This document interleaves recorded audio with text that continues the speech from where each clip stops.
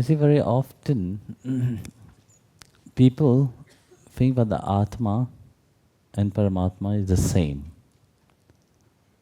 You know, they are the same in quality. Quality.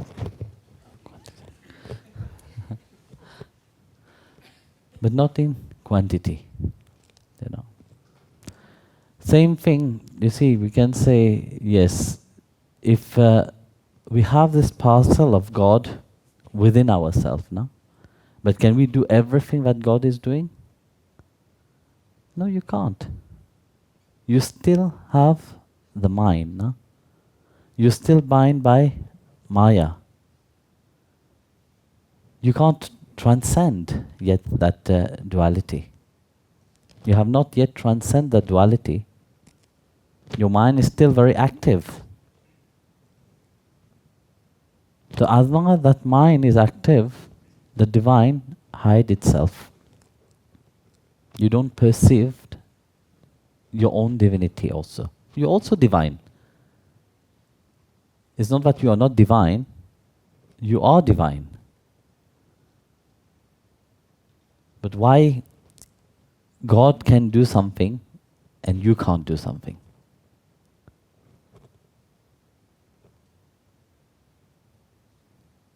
Tell me.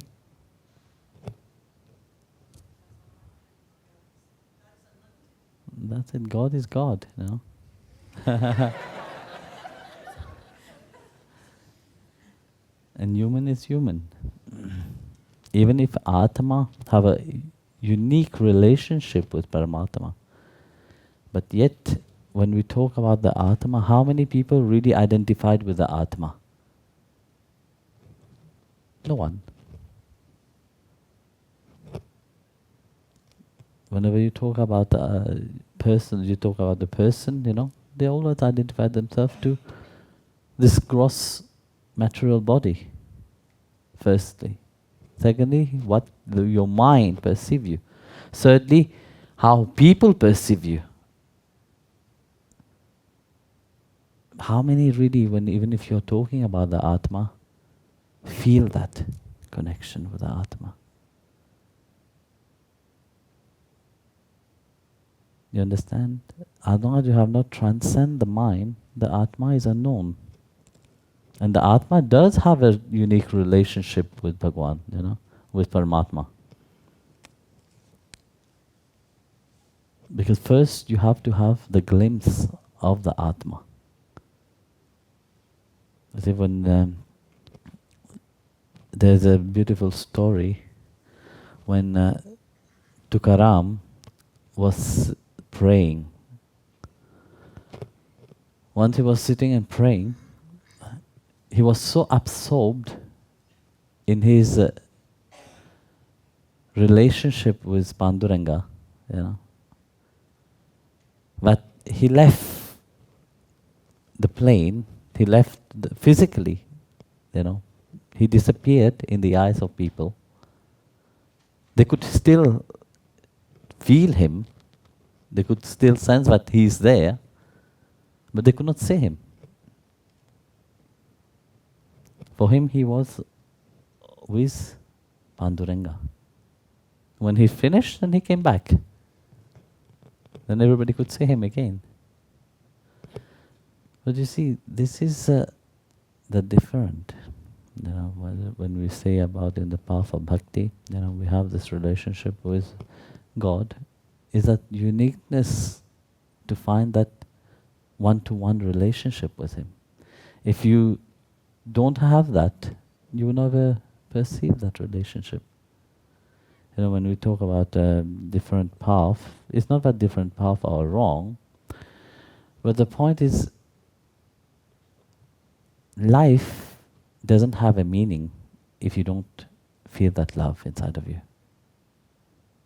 If you have not really feel, yes, I love God, I belong to Him.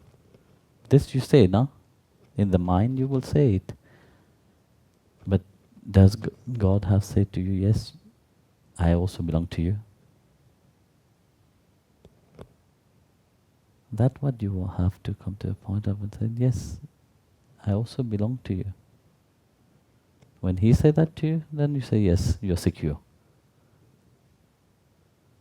But until he don't say that, you're not secure. You're still in the grip of Maya. And that's the different. Atma is still bound by Maya, but Paramatma, Maya can't bind him. But when the grace of Paramatma is, showered upon the Atma, when he reveals himself, then Maya stops her control over the Atma. This is when you say you end the cycle of birth and death. So even Bhagavan Krishna said it, surrender to me. So why he said surrender to me? He would have said, yes, surrender to your soul, get to know yourself, He didn't say that. But in place he said surrender to me. Because he knows what the weakness of the mind of man. Here I'm not talking about men and women, I'm talking about men in general as human being. The weakness of human being is so easy, When the wind blows this side, they will move that side. When the wind blows that side, they will blow that side. So that selfish interest, what I was talking once, you see, people always run toward that. That's why, you see, they don't perceive that closeness with the Lord. They don't feel that the dearness. So that's why you see that there's a difference between Paramatma and the Atma. But in the saints who have become in tune completely with Paramatma, for them they perceive only Paramatma. They don't perceive the Atma anymore. Even if they know they are individual, but they know that it is the Lord Himself that pervades everything. It is only Him which act and play different role. So at the end, completely is only Paramatma that exists. It's not that you don't exist, but which identity will call you you? Huh? How many identity do you have? How many millions of life have you taken? How many identity you have had? Which one would you call you? The only one which you can call is only the one which is not bound by this limitation. And this is only Paramatma. So at the end, once you arise, you see, realization happen, only Him stay, no one else. Your multitude of identity disappeared. That's why when they said, you have your spiritual body. What does that mean, to have one spiritual body? And I said, when you die, when you ascend to the heavenly abode, you have your spiritual body. Have you heard about that? What does that mean, you have a spiritual body? Which identity does that spiritual body have? It does have an identity. What? Yeah, but that's Vishnu. That spiritual body and that spiritual identity is Vishnu.